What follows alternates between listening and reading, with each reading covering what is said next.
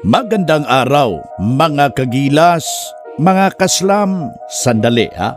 May mabibigat na balita ngayon tungkol sa Gilas Pilipinas. May kumakalat na usapan upang mula sa international side na hindi daw fully satisfied ang FIBA sa may ilang bahagi ng kasulukuyang Gilas lineup, at kapag ang FIBA na ang usapan, hindi chismis lang, may implikasyon ito sa susunod na window. Posible na may papalitan, posible na may maiiwan, ang posibleng may mga bagong bibigyan ng tiwala. Ngayon, sisirain natin ang isyu. Bakit ang pressure mula sa FIBA? Di ba kayo nagtataka dyan? Anong klaseng player ang posibleng mapiktuhan? Sino ang tunay na deserve sa Gilas Final 12? At bakit ito napakalaga? Bakit napakalaga ng Latvia trainings at Japan B-League exposure? Kung solid kang Gilas Pilipinas, huwag kang aalis dyan. Tutukan mo. Simulan na natin ang usapan. Una, tanong ng marami, bakit may pakialam ang FIBA sa lineup ng Gilas? Simple lang ang sagot. Global standard sa FIBA basketball, hindi sapat ang galing sa local league. Hindi sapat ang scoring average. Hindi sapat ang pangalan o fanbase. Ang tinitingnan ng FIBA, kaya mo bang sumabay sa bilis ng international guards? Kaya mo bang dumepensa ng 20 plus minutes na walang laps? Kaya mo bang maglaro sa loob ng sistema kahit hindi ikaw ang bida? Mabigat yan. At tingnan natin daw ang modelo ng ibang bansa. Sa Japan, lahat ng B-League tested. Klaro ang rules. Sa bansang China, mas bata, mas athletic, mas system-based. Dito sa Australia, hindi superstar-driven, kung hindi rule execution. At dito ngayon, pumasok ang pressure sa Gilas. May mga players bang dominant sa local pero hirap sa FIBA pace? May mga player bang offensively gifted pero liability sa depensa?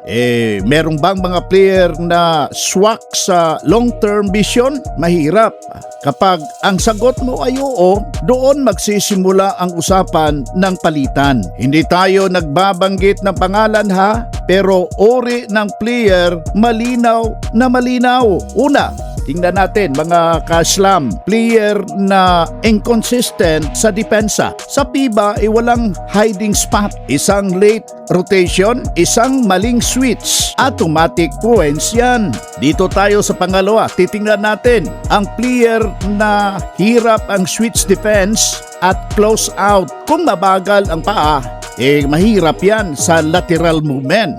Ikaw ang unang tina-target ng kalaban. Pangatlo, tingnan natin yung mga player na walang malinaw na elite rules. Hindi pwede. Okay scorer, okay defender, okay passer, pero walang standout skill. Dito tayo sa FIBA basketball. May specialist shooter, ibang klase. May defensive stopper, may player maker, may rim protector. Kung hindi klaro yung saan sa kabilang ikaw ang unang matatanggal, masakit pakinggan. Pero ito ang totoo. Wala hong question ho yan, mga kaslam.